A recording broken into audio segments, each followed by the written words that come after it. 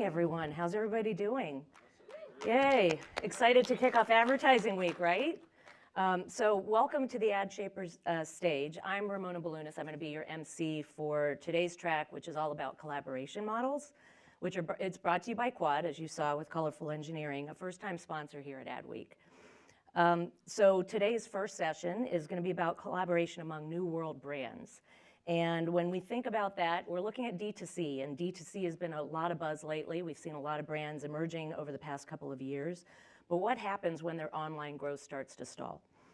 One emerging platform that is collaborating to gain larger audiences to basically use a common commerce platform. So what we're going to see next is how commerce ecosystems are going to provide insights for D2C brands so that they can acquire customers faster across online and offline strategies. So just a reminder, I know you saw a little slide earlier. Q&A is going to be provided by Slido, and you can join the conversation on slido.com and enter the event code #AWNewYork. So without further ado, please help me welcome our moderator, Eric Ashworth, who's the EVP of Product and Marketing Strategy for Quad, Jim Norton, Chief Revenue Officer of the DTX Company, John Puterbaugh, Executive Director, Multi-Channel and Emerging Media for Quad, Lorna Somerville, CMO for Function of Beauty, and Sarah Pearson, founder of Margot. Thank you. Thank you, Ramona. So we put the panel together for a variety of reasons, but we know a lot of the reason why people are here today is to learn more about Margot and Function of Beauty. So I'm definitely going to let Sarah and Lorna give a little bit of background to their companies to start with.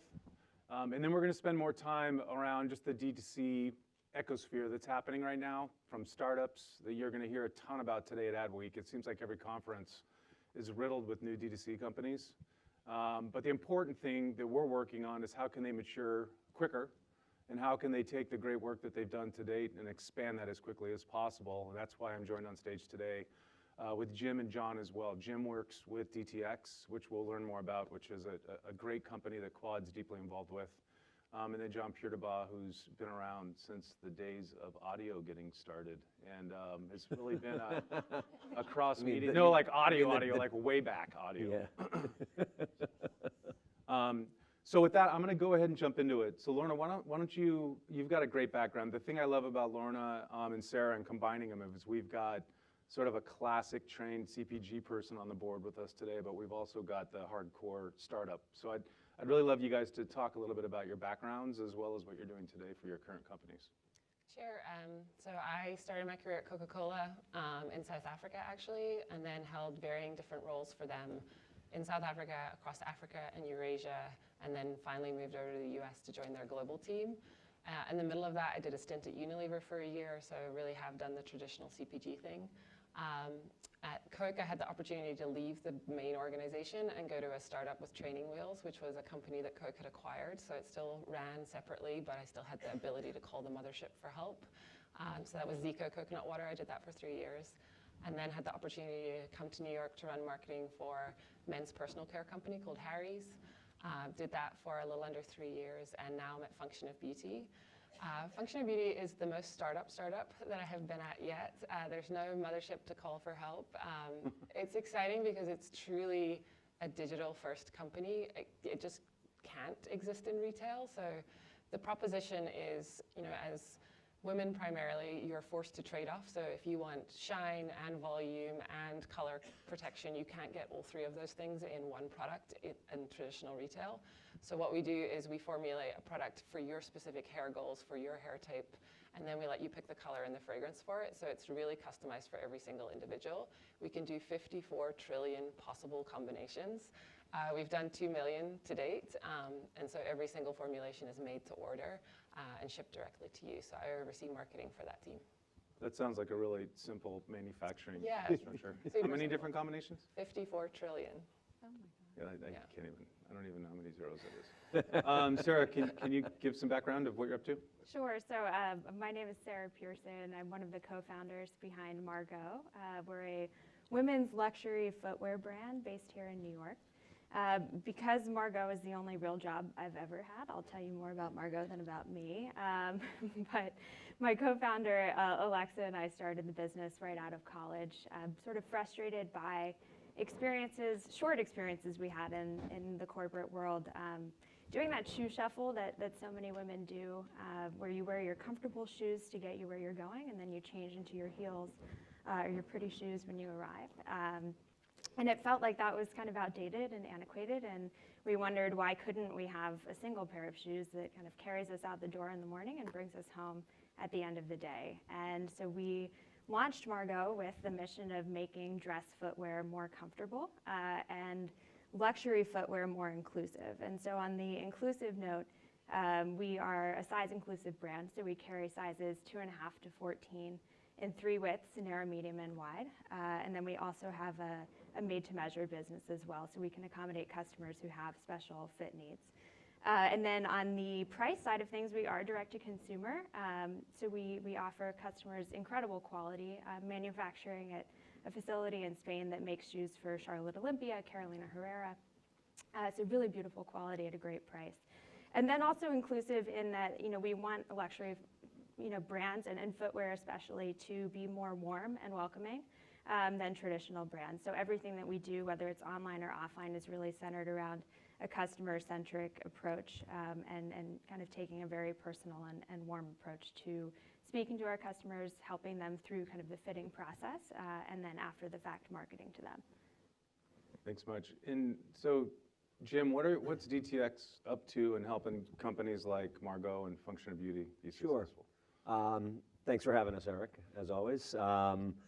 So the DTX company, founded in February, part VC fund, of which we're fortunate to have Margot in our portfolio, but also in the process of building an ecosystem focused on predominantly consumer acquisition, customer acquisition, which is really one of the core challenges that we've learned, not only amongst DTC brands, but really all brands for that matter, in an increasingly omni-channel world, and the challenges with data and solving multi-touch attribution, whether it be single attribution, multi-touch attribution, and really trying to, our mission is to enable direct relationships directly between brands and consumers.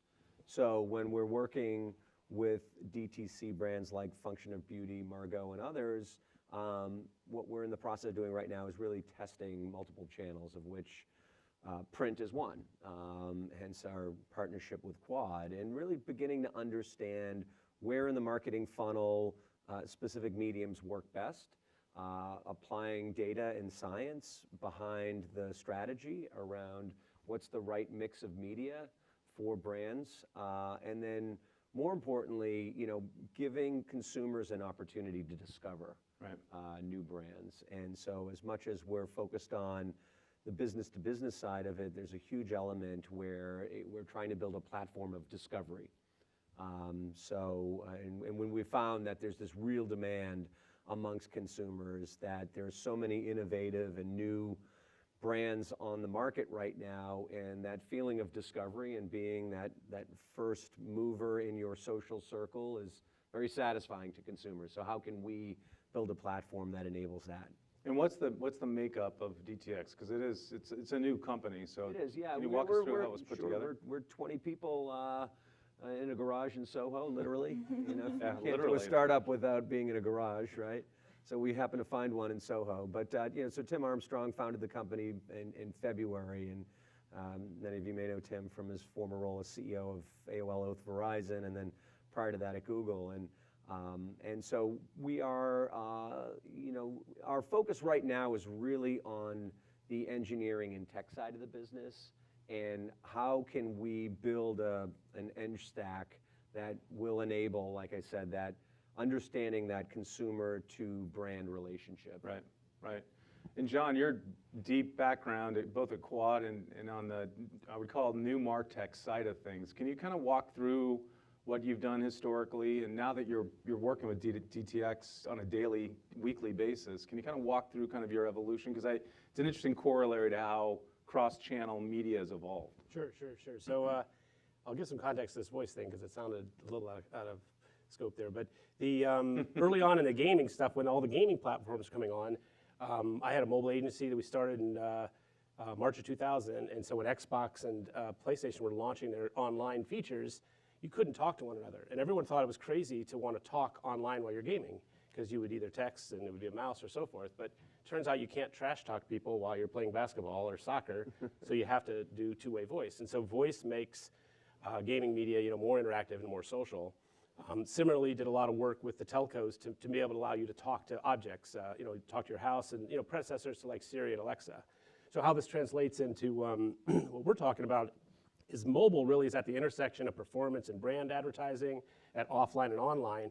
And mobile now is an extension that allows us to make traditional media more measurable and more interactive. And it allows us to both talk to it, right? It has the voice capabilities, but also the camera is becoming basically the new browser. And it allows media to be more interactive and measurable. So let's talk about that for a second, because I think there's a natural playbook for new D2C companies. If you go into the walled gardens, you find your audiences, and Sarah, I'd love for you to talk a little about what you've learned about your core audiences.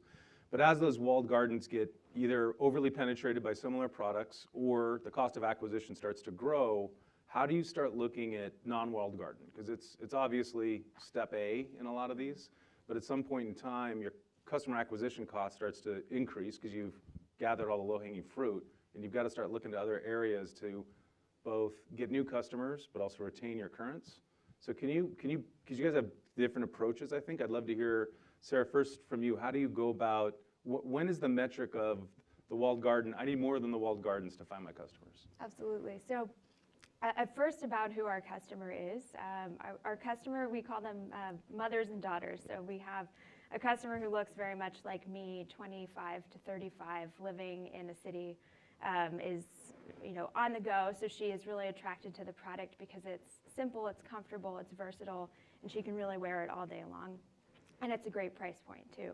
Then we have her mother, and her mother is often attracted to us for kind of the comfort piece of the comfort technology that's intrinsic in all of our shoes, but then also to the extended size range. So the different width offerings, the smaller sizes, larger sizes, the made to measure. She really is looking for a pair of shoes that make her feel beautiful and dressed and comfortable all day long.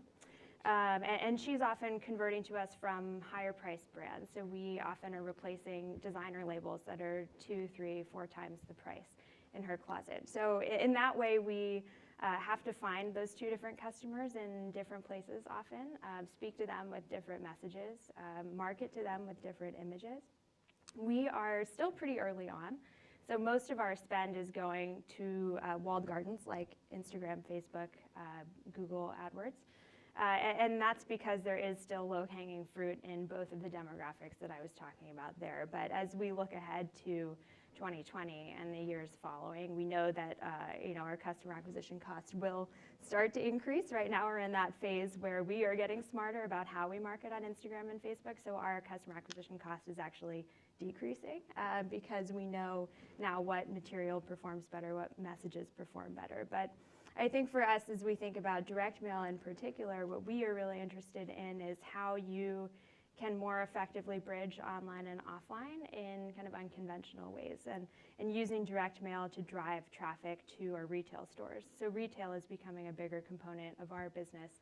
I think in the way that Function of Beauty is built for, the digital world, we are built to kind of bridge the two, because footwear as a product is really difficult sometimes to buy online and get the fit right. And especially when we focus so much of our messaging on comfort and fit, you really need that tactile experience.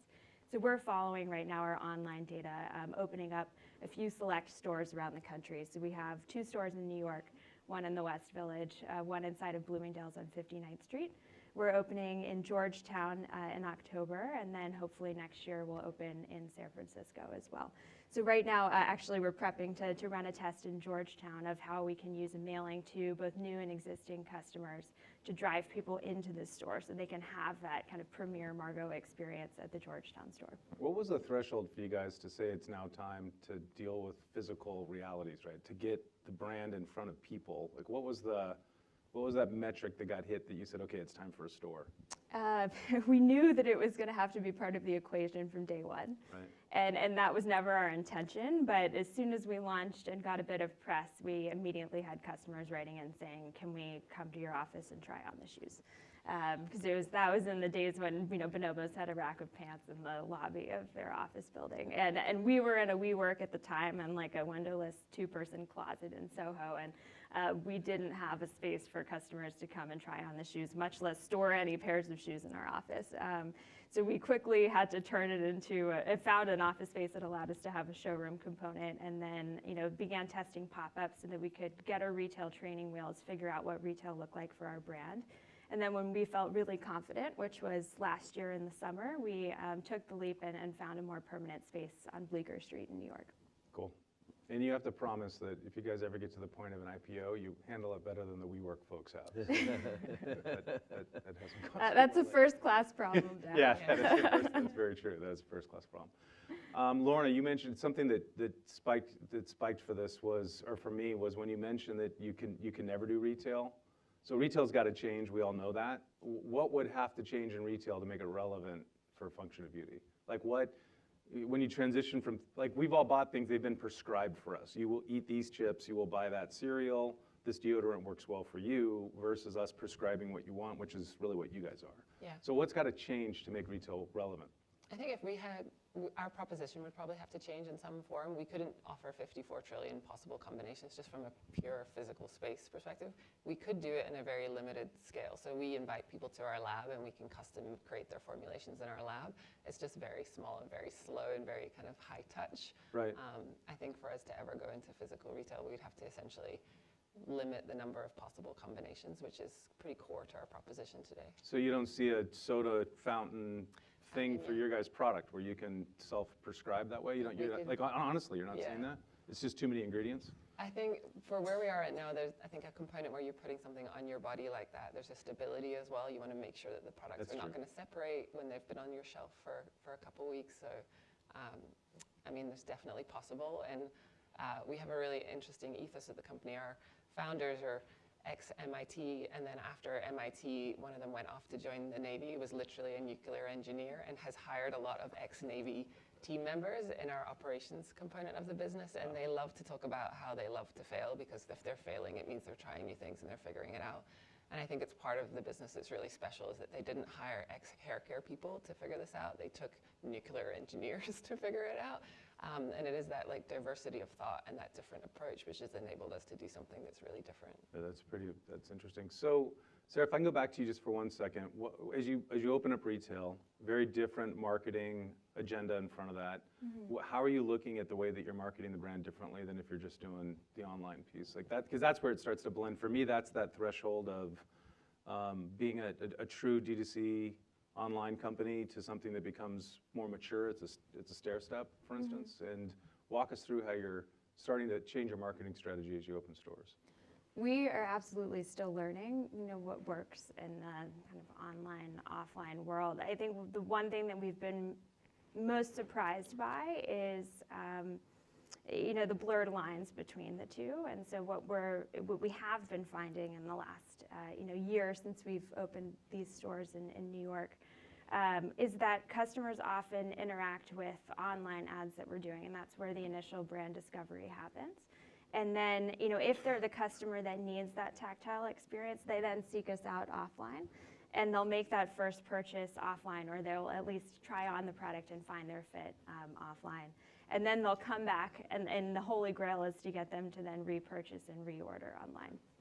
And so, like I said, kind of we're thinking about testing different mediums that bring our brand, to the physical world and off the screen, particularly as it relates to marketing to customers who are going to visit our retail stores. And one thing that we're really interested that DTX is doing is the use of QR codes, and how do you use QR codes to either bring a customer to a particular web page, or, for example, how do you use a QR code to give the customer walking directions to your store? So these are all things that we'll be testing in the next 12 months, but we're in the earliest stages right now. Yeah, Jim, can you expand on that a little bit, about the different technologies to help It's essentially, as people start to find those growth and maturation stages, what DTX is doing to help the companies grow to the next stage. I think, back to our mission of enabling consumer to brand direct connections, experimenting with different technologies from a measurement standpoint. So if you take, whether it be QR code or near field communication or even visual search, there's a signal there that when a consumer interacts with that brand, that's a very valuable signal. And so the ability, especially in the case of an offline to online interaction, the use of QR in print, as we've done with your team, Eric, that ability to understand not only that there's a consumer who has expressed very high intent, the fact that they've actually taken out their phone and used their camera to scan a QR, but also we get other data signals back in terms of, where was that piece mailed? What was which part of the creative is it that they interacted with? So we did a recent test piece with your team over the summer, and it was really it was a 4-page spread where the first 2 pages were the brand story and the next 2 pages were product shot and product information, and the ability to understand, where in the journey is that consumer. So those that are more interested in the story, they may, there's an inclination that maybe they're further up the funnel than somebody that's going right to a purchase page. But so, it's one of the things that we're very focused on right now is testing what are the ways in which we can capture those data signals to then go back and help inform the brand, consider more founder-based content versus product-based content, or we've tested other calls to action around discounting or free shipping and things of that nature. So it's powerful, and as we all know, in an offline environment,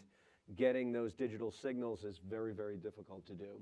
Yeah, and have them be not only get the signals, but have them be accurate and tie back into a larger CDP type profile of the customer. That's right. John, as background for the audience, can you walk through the first DTX catalog that we did? I think that would help, and really what the ambition and mission was of it. Jim spoke to it a little bit, but Sure. And also I think what's important, John, is the role of mobile in all of it, and where that plays in the first catalog that was launched, but also how you're seeing mobile evolve as a cross-media marketing mechanism, really. Yeah, so I'm going to back up for a second because I do think there's a nice timing element here. A lot of marketers tried QR codes 10 years ago and declared them dead and not working, and a lot of things have happened since then. So when I had my mobile agency, we got a phone call from Condé Nast when Lucky Magazine was still printing, and actually it was Timberland had run an ad, and they were linking to a video, and they linked to a Flash video, and Flash didn't run on mobile phones. And so that was an awakening for us that you needed to not only connect, so they ran a QR code in print, and it was already gone to press, and it didn't work at all because it went to this thing. So there was a lot of technology. So early, QR and mobile response vehicles, visual search, all these 10SD, all these technologies, the phones weren't ready, the networks weren't ready, and the graphic designers hated them. So anytime they were out there, they would be buried in the smallest corner possible, no call to action, and so forth. And so if you fast forward now, a lot of stuff is happening, right? Mobile payment systems are using this. If you look at China and Japan, it's just taking off. GS1 has moved from the UPC code to a QR code, so all packaging in Europe is starting to be QR-based. And now it's built into the phones, right, the camera and so forth. And so I think we're going to see a big change, and that's part of this catalog test is to start understanding these mobile response vehicles. And I think the last thing I'll say about this is a lot of times people were mistaking QR scans for page views. So this is getting a little geeky here, but a scan is a click-through. And so when you start looking click-through rates across social and other mediums, you can start comparing things in much better. It's a whole level, like Jim said, the level of intent. When you go to scan things, your print piece is the page view, and the scan is the click-through. And so I don't know if you want to elaborate on that, Jim, too, but it's a whole level of measurement that's... I think what's interesting is it's not just about, hey, we're just going to send you to the e-commerce site to make a purchase. The technology has evolved now where the QRs can be programmed so that you can launch a video, as Sarah mentioned, put a push pin on a map to identify a retail location, or initiate a text chat, drop an invite on a calendar. There's a couple of dozen functions that can be programmed in and then rescheduled on a regular basis. So the whole point here is that driving unique and engaging interaction with consumers. And one of the things that we've found, especially with maturing DTC brands, as they kind of hit that search and social ceiling, which tends to be very performance heavy. It's driving to some level of purchase. The need for awareness, and so some of those upper funnel activities, which is why we think that there's an opportunity here to engage, and we'll stay on the example with a printed in-home mail piece, using that as a vehicle for awareness and discovery. How can you take a page that is focused on a founder's story and then launch the video that has a fireside chat with that founder? And what we've heard back from DTC brands is that when you can capture a consumer further up the funnel and let them go through the natural progression from awareness to purchase, they tend to be higher lifetime value consumers. Right. Versus an impulsive consumer that may just purchase one time and then you never see them again. They never have a connection to the brand. So the more that we can enable that level of interaction and connection between the consumer and the brand, the better it is long term, ultimately, in terms of lifetime value. Yep. And that's also ultimately removing friction. So we're finally at the point, it used to be a heavy lift to actually scan a code, or early days to download Flash or to get online. I mean, now I think for this to be successful, whether it's voice interaction, the camera-based scanning, or texting, these are all ways to remove friction to seamlessly go from a retail environment or physical print environment or TV, radio, and immediately connect consumers and bridge things. And I think we're just getting to that point and of being able to remove that friction and make it a better. John, can you talk a little bit about the personalization side? Because it's interesting, if you look at Function of Beauty and you look at Margot, it's about personalization, right? It's about more things that are for me, and they're directed, either prescribed by me or they're at least thought of being for me. Can you talk through how direct marketing or even on the QR code side, how things are getting more advanced in the personalization of communications as well? You bet. So a couple things have happened too. If you heard, I've heard the founder of Media Math talk a couple times, and basically he's trying to rebuild online direct mail, making it addressable, one-to-one, being able to personalize at scale. And so direct mail is the original programmatic media, and the thing that's happened while mobile phones have been developing is basically a modern printer, a digital printer, is like your email system. And so a lot of marketers they have an old school view of, we've seen this with TV too, right? TV is now addressable. Yeah. Radio, we've seen is fully addressable. Print is entirely programmatic and addressable. And so a lot of people don't think about that. So anything you can do with email, you can do with your digital printers, and they can trigger one another and so forth. And so that allows all these levels of personalization. And what's exciting is what print's been missing for years, and what DTX is bringing is a measurement component to print. And online, you have all these, we love to talk about them because the amount of data that the brands have now can be used to personalization. You're already using it online, and so I think as you scale, you can now leverage both online and offline channels to do personalization. And how personalized does it get? Does it get down to the point where QR codes are for an individual? Absolutely. And so I could say something very different to Sarah than if I wanted to send something to Jim.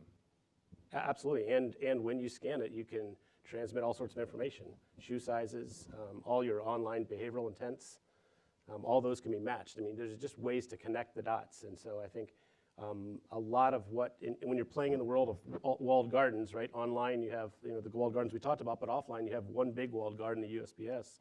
And the good news about the print, though, is as you get into holiday here, you have basically everyone's bidding on stuff for online. So the walled gardens, the price increases as the number of people want to participate. In the offline world, you're not in that model. It doesn't get more expensive as you get more people. And so there's some interesting economics, but it all depends on the data. And so the walled gardens are doing their best to keep the data to the walled gardens. And so as marketers, we're trying to get the data out to do this kind of personalization. And I think by the fact that you have customers that are ordering personalized products, you then can leverage that information to better market to them. And Lorna or Sarah, you guys can either one respond to this. Was that part of the attraction of working with DTX then on this first catalog launch? Or was it what was it that the initial appeal to working with DTX on the catalog? I mean, I think for us, we're just always looking for new channels to drive growth, and it's less about problems with the traditional social digital channels.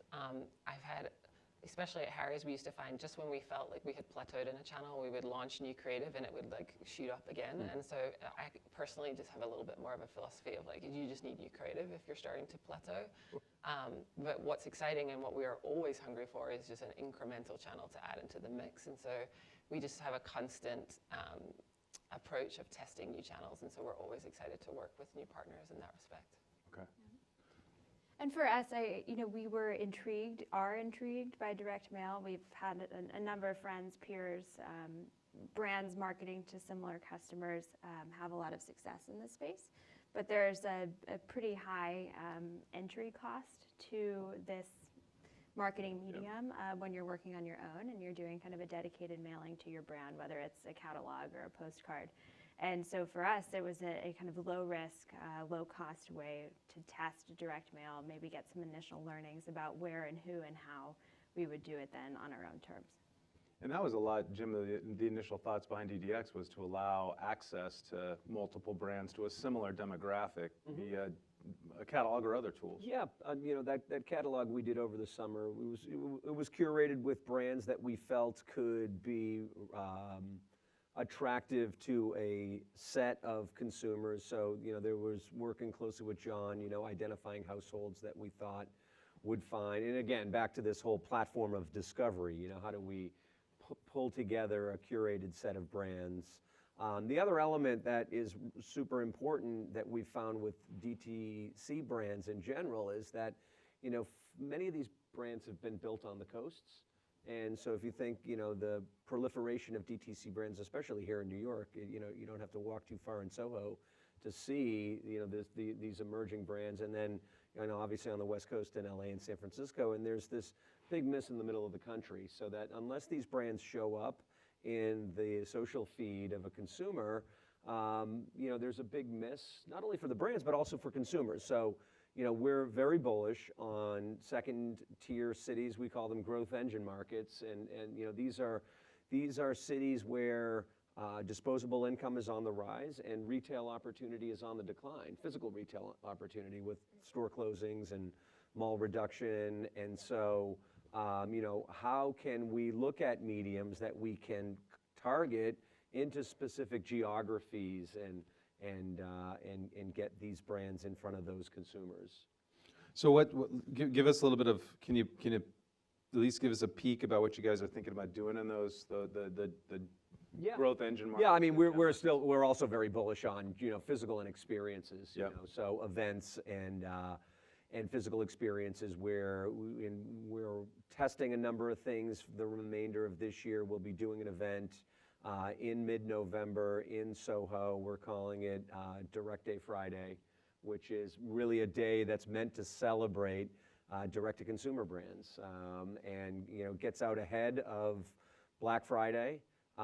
There's a charitable component to it. Cool. And so that'll be, in combination of both a physical activation at our space in Soho, but then also through omni-channel. And really it's about highlighting the founders and letting founders tell their stories and what is the brand story, that brand ethos, and creating a portfolio of content that we can use in perpetuity, not only for us, but also for the brands. And then we're working on a full slate of activations in 2020 that we fully expect will be in markets like Austin, Texas, or Louisville, or Charleston, South Carolina. So there's a lot of markets where we know there's massive opportunity for these brands. And that's the thing with Quad is that in DTX is we felt that the platform DTX is building is allowing a much broader audience to have access to the brands, not because they don't want it, because the brands can't afford to get in front of them. That's it. So by collecting them the way that DTX is, yeah, you're basically giving the brands a chance to give their growth an adrenaline shot because you're combining their spends with other brands that have similar audience profiles. Yeah, and as Sarah mentioned, it does reduce the burden on a brand trying to do it themselves. Yep. When they can realize some economies of scale by being with other like brands. And we'll continue to look at opportunities to do that when we think about events and activations as well as. And will some bigger brands be included in that? Like, where's the thinking right now of, do you bring in some of the bigger brands that want the glow of being next to some of these DTC brands? How's that going to work? You know, I mean, I think we've got to be careful about, you know, because the irony is, as much as we've, you know, had a large focus on emerging brands, emerging DTC brands, we've had equal amounts, if not more, attention and inquiry from some of the more heritage brands who all know they need a DTC strategy because they're getting chipped away at, you know, a quarter share point at a time. Yep. And so, you know, I think it'd be a little disingenuous if we showed up with a major hair care brand next to Function of Beauty. So I think, but that being said, you know, there's opportunity for many brands also looking to work with DTC brands. So if you think about, you know, kind of the pick and shovel brands, you know, whether it's a PayPal or an Amex or a Shopify. Right. You know, so I do think there's opportunity at an enterprise level there. And then within, you know, the larger brand portfolios, you know, there are, you know, Harry's is part of a larger brand portfolio, you know, but Harry's is still a DTC brand at its core and still operates that way. Right. So, you know, we wouldn't want to preclude a Harry's from participating despite the fact that they are with a major multinational. So I want to be careful we leave enough time for some questions. The last question well, actually to all of you. I think just real quickly, give me a 15, 20-second response to how you see what the next phase of D2C will be in 12 to 15 months. Is there something significant that's going to break through from a platform standpoint that's going to let D2C companies have more relevance, more presence than they do today? I mean, John, I'll start with you. 12 to 15 months. See, since he was around at the invention of the telegraph. He was. Exactly. Yeah, actually. Is that what it was? What happens when you have a PhD? I don't know. I'm talking with Jim on the discovery. I think, you know, the grand age of retail using the insert. The insert primarily was a discovery vehicle, and it drove a lot of foot traffic, and it still does, and people still spend a significant amount of money, much more than digital, on print. So I think that new discovery vehicle, whether it's online or offline or some hybrid, to allow people to discover the brands outside of that, getting beyond that initial group. And so being able to discover things in a relevant way that's not a mass way. So a more personalized discovery at scale. I don't know what that is, but. And for you, Sarah, maybe answer the question around your retail expansion, because I think that's critical for D2C brands as they start thinking about physical presence. Is there any major breakthrough you're looking through there? Or was there any, besides gaining access to customers and selling some shoes, right? Like, was there any other big learning you're hoping to get out of that? There was. So thinking about what retail looks like for us over the next 12 to 15 months, we are following our online data, and our online data really tells us all we need to know about where we need to be in the immediate future. And so DC is a great example of that. You know, the metro DC area is 9% of our online revenue, and we've never done a single event or activation in that market. So there's just an organic product market fit, and we knew that we were over-indexing there, and we needed to bring the retail component of our business there, because again, online feeds offline for our business, and vice versa, offline feeds online. But you know, I think a surprise on the retail side of things was the success of our partnership with Bloomingdale's. So it's something that we launched in April of 2018 when they reopened their shoe floor, kind of anchored by these brand stores. And you know, what that partnership allows us to do is to bridge the DTC and kind of traditional retail world. In that it's a Margot branded space. We have hired and trained and have dedicated sales associates. So we completely control the experience. The experience just happens to exist in the context of Bloomingdale's. And the most interesting thing about all of this is that not only has it been our most profitable door, but it's also been an incredible customer acquisition channel. So 96% of the customers we've acquired at Bloomingdale's are new to the brand. So there's virtually no overlap between the customers who are shopping in this multi-brand environment and the customers who are shopping in our stores or online.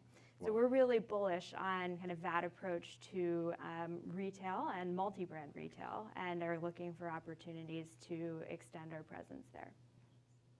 I'm gonna change yours, Lauren, a little bit. Is there, just because it gave me an idea, is there any play for function of beauty in Bloomingdale's in the beauty department with the standalone kind of doing the same sort of education process? We did an activation last year with Showfields, which is kind of progressive retail space downtown in New York. And what we're able to do there is at least have our product on display. People can come in and see the colors, they can smell the fragrances, and then they can go to a digital portal and still put their formulation together and it gets shipped to them. So we definitely have some conversations around that and thinking about ways to reach an incremental customer that way. And yeah, we have some things we're thinking about, but nothing that's baked. It's not going to really. share them right now. That's fair.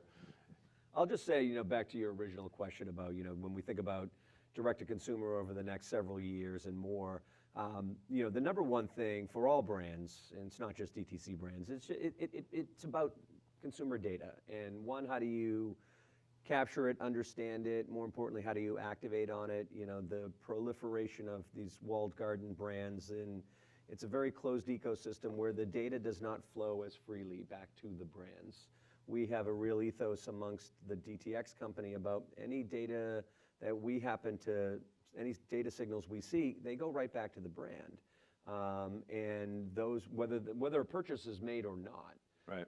So when there is an interaction between a consumer and a brand, we want the brand to know about that. We want them to learn as much as they can about that. So the brands that begin to put strategies around how are they not only capturing data and well beyond purchase data, what is that consumer intent data, all the way through how does that feed into product development? And that is that flywheel, and the best brands are the ones that will be able to harness that power of data and find the data sources, which means you do have to look beyond those search and social walled gardens. I couldn't agree more in that the other medias are available if they can have a reflection, first off, of the customer segments, but also the personalization that's required. Yeah.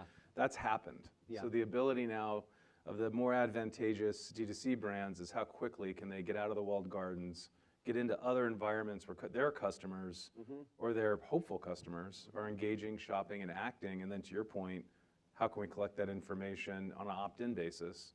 Because it's just going to make their product experiences better. That's right. And open up other medias to be as responsive and as accurate as some of the stuff we're seeing online. Agreed. So I've got questions up here. I'll go to the audience first. We've got a couple of minutes. If there's any questions outside, I really can't see a single thing. All right, then you know what? I think we're up on time. I think the questions are going to cover off a lot of the other things that we've already discussed. And Jim, unless you see anything on here that you'd like to answer. No, we're good.